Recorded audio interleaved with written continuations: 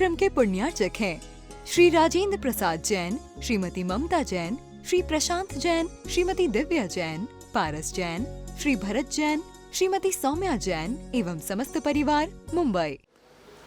पिछले कुछ दिनों से हम उस स्वर्णिम भारत की खोज में चले हैं जो स्वर्णिम था तो आज भारत मात्र है। स्वर्णिम क्यों था और 47 के पहले गुलाम क्यों माना गया?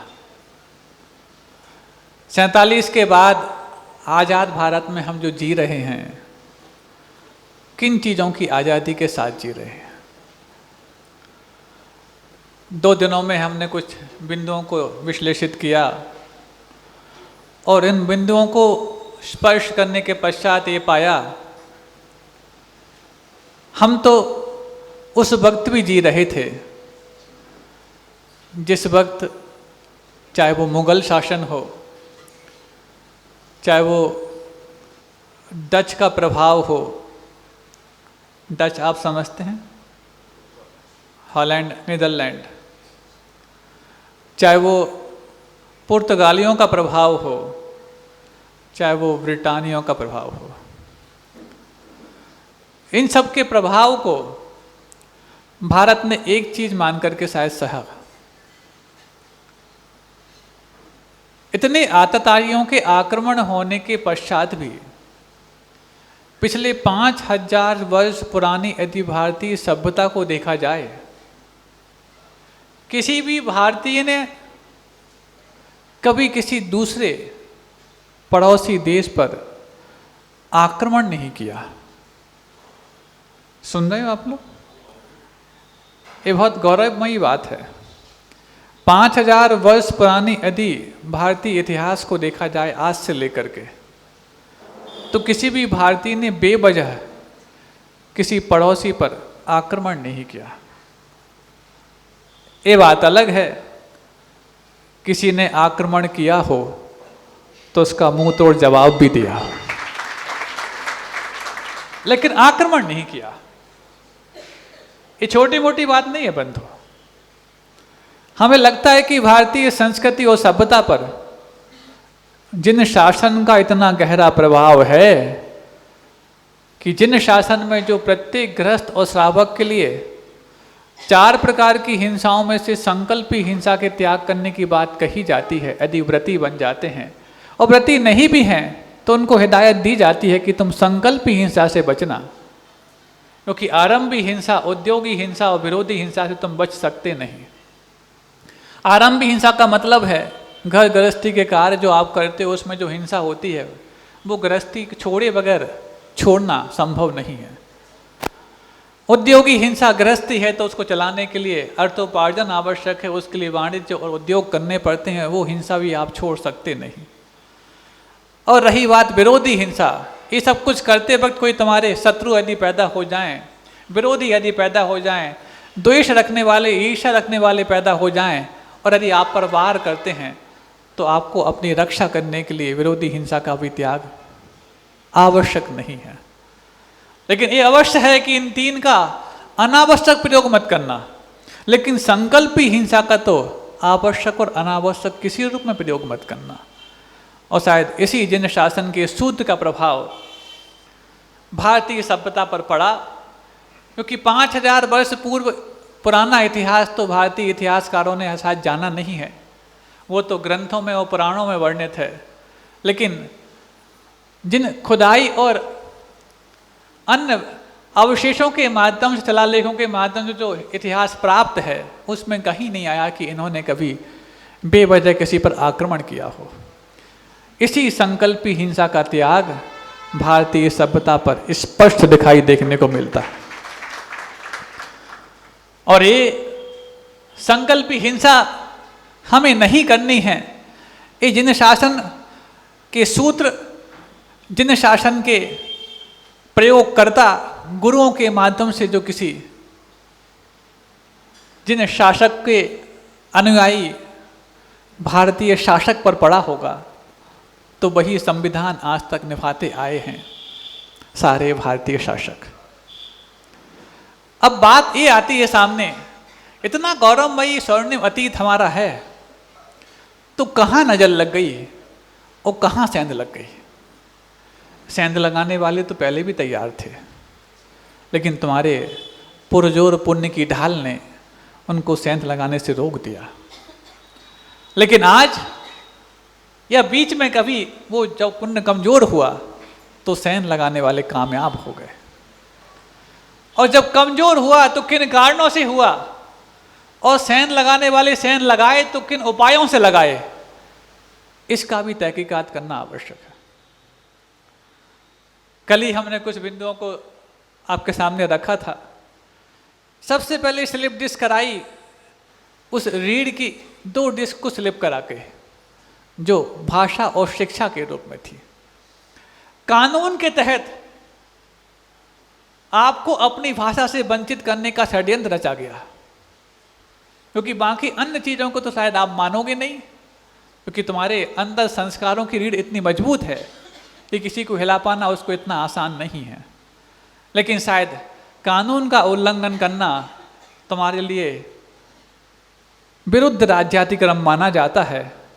शायद इस बात से तुम कांप करके कानून का उल्लंघन नहीं करोगे, और कानून हम ऐसे बनाएंगे जो तुम्हारे संस्कारों का उल्लंघन करने वाले होंगे। इस बात को जब भांप लिया तो संस्कारों को उल्लंघन कराने वाले कानून जब तुम्हारे ऊपर थोपे गए, और तुम्हारे संस्कार में यह था कि तुम कानून का उल्लंघन नहीं करोगे, तो धीरे धीरे करके वो कानून तुम्हारे भीतर सेंध लगाते चले गए कि मातृभाषा में शिक्षा प्राप्त करना गैर कानूनी है। और दूसरा ये, गुरुकुलों में शिक्षा प्राप्त करना भी गैर कानूनी। उस वक्त जब भारत में 7,20,000 गुरुकुल हुआ करते थे बंधुओं, कितने? 7,20,000 गुरुकुल। लगभग इतने ही गांव भारत में होंगे उस वक्त। मतलब हर गांव में एक संपन्न गुरुकुल हुआ करता था, और एक इतने बड़े बड़े गुरुकुल जहां पर 2,000 से लेकर 20,000 तक की संख्या होती थी विद्यार्थियों की। इतने बड़े गुरुकुल को संचालित करने के लिए धन संपदा कहाँ से आती होगी? ये प्रश्न भी आपके मन में कौन रहा होगा कल से लेकर आज तक। तो आपको बता दें, कोई रसीद के कट्टे लेकर नहीं घूमते थे, चंदा चिट्ठे करने के लिए नहीं लोग घूमते थे। पहले जो अर्थोपार्जन करने वाले जितने भी गृहस्थ हैं, चाहे वो आजीविका कृषि के माध्यम से चलाते हों चाहे व्यापार के माध्यम से, उन सब का पहला धर्म होता था सबसे पहले गुरुकुल में जाकर के अपनी संपदा का एक निश्चित भाग जमा करके आएं, उसके बाद अपने घर को चलाएं और व्यापार को चलाएं। ये संकल्प उनका होता था, क्योंकि वो जानते थे गुरुकुल मात्र गुरुकुल नहीं है जहां पर हमारे बच्चे विद्यार्थी बन के पढ़ेंगे। ये गुरुकुल तो वो अपने आप में तीर्थ हैं जहां पर हमारे बच्चे एक होनहार नागरिक, होनहार प्रशासक, होनहार गुरु और इन्हीं के माध्यम से प्रभु तक की यात्रा करेंगे। तो सोचो, जब विद्यालयों के चलाने के लिए भी वो सबसे पहले अपने धन का एक भाग इन गुरुकुलों को समर्पित करते थे। इन सब उद्देश्यों की पूर्ति के लिए नागरिक है, गुरु है, प्रभु है, और जब साक्षात प्रभु जहां पर विराजमान होने वाले हैं, ऐसे अतिशयकारी तीर्थ क्षेत्र का निर्माण करने का जिम्मेवारी आप सबने अपने कंधों पर स्वीकार की है, और आपके कंधों को मजबूत गुरुदेव ने माना है। तो सोचो, जब इनडायरेक्टली उस यात्रा को प्राप्त करने के लिए कराने के लिए भी लोग अपने आय का निश्चित भाग समर्पित करते थे, और जब यात्रा के उपांत सोपान में जो हम तीर्थ का निर्माण करने जा रहे हैं, वहां पर समर्पित करने की बात आए और किसी को आह्वान करना पड़े, अरे आह्वान तो एक पर्याप्त था, जो गुरुदेव की तुम्हारे भविष्य और तुम्हारे कंधों पर विश्वास के रूप में था।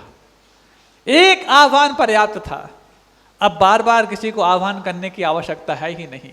और यदि आपको लगता है कि आपको अपनी योग्यता में कुछ संशय है, तो आप गुरुदेव की योग्यता में संशय तो नहीं कर सकते कि वो किसी की योग्यता देखे बगैर कोई आशीर्वाद नहीं देते। उनकी ये योग्यता 56 वर्ष तक दुनिया ने मानी है कि योग्य व्यक्ति को ही समय दिया है, योग्य व्यक्ति को ही आशीर्वाद दिया है, योग्य व्यक्ति को ही कुछ संकेत दिए हैं और योग्य व्यक्ति को ही कोई सानिध्य दिया है। अब ये चारों तुम्हें एक साथ सन 2018 में मिल गए हों और फिर भी यदि कोई अपनी योग्यता पर संशय करे तो वो खुद की योग्यता में संशय नहीं कर रहा, वो गुरु जी की योग्यता में संशय कर रहा है। क्योंकि तुम्हें योग्य मानकर के गुरुदेव ने आशीर्वाद दिया है। तुम्हें यदि योग्यता आकलन करनी नहीं आती तो तुम्हें मात्र विश्वास करना चाहिए गुरुदेव की उस योग्यता को जो योग्य व्यक्ति पर ही विश्वास करने का जज्बा रखते हैं। तो बस कैसे कैसे वो सेंध लगाई गई। सेंध लगाने के पीछे कानून को ही एकमात्र, सेंध लगाना जानते हो? जब किसी दीवार में या सुरंग में सेंध लगाई जाती है तो शुरुआत में कैसे, किस औजार के माध्यम से छेद किया जाता है? हाँ, छेनी के माध्यम से, सब्बल के माध्यम से। छेनी छोटा छेद करती है, सब्बल बड़ा करता है।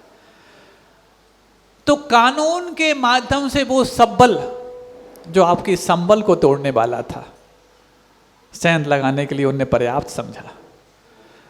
और 7,20,000 गुरुकुल जब हुआ करते थे, वो इतनी व्यवस्थित व्यवस्था के माध्यम से जब उनका संचालन होता था और यहाँ से निकले विद्यार्थी जब होनहार और संस्कारवान दिखते थे तो वो कांपने लग जाते थे। सबसे पहले इस गुरुकुल प्रणाली को खत्म किया जाए और धीरे धीरे करते करते एक एक गुरुकुलों को धराशायी करने लगे। जिस वक्त भारत में 7,20,000 गुरुकुल थे, उस वक्त ब्रिटेन में मात्र बमुश्किल 200 स्कूल थे। सुन रहे हो? जो आपको गर्व होता है कि ब्रिटिशर्स ने आकर के हमारे यहाँ कॉन्वेंट खोल दिए, पब्लिक स्कूल खोल दिए, बड़े बड़े विद्यालय खोल दिए। अरे वो क्या खोलेंगे जिन्होंने अपनी किस्मत को यहाँ की गुरुकुल पद्धति के माध्यम से खोला हो, वो तुम्हारे घर में आके क्या विद्यालय खोलेंगे? 200 स्कूल मात्र उस वक्त। और स्कूल की साइज आप सुन लोगे तो हंसोगे। स्कूल की साइज 20x20 की, मतलब इस पूरे हॉल में 5-7 स्कूल खुल जाएं। और किन्हीं किन्हीं स्कूलों में तो ये दुर्दशा कि एक स्कूल में 200 बच्चे ठूस दिए जाते। अब 20x20 के स्कूल में 200 बच्चे ठूसे जाएंगे तो विद्यार्थी पढ़ेंगे कैसे, वो टीचर पढ़ाएगा कैसे?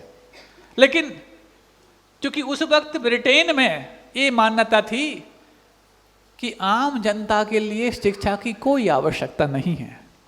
हम तथ्य के आधार पर बता रहे हैं, यूं ही नहीं फेंक रहे हैं, क्योंकि साधु तो कभी फेंकता नहीं, लेकिन बिना तथ्य के कुछ बोलता भी नहीं। तथ्यों के आधार पर बता रहे हैं। और ये सारे के सारे वर्णन आपको धर्मपाल की उन पुस्तकों में ही मिल जाएंगे यदि आप पढ़ेंगे तो, जिनका जिक्र हमने पिछले दिनों में किया था।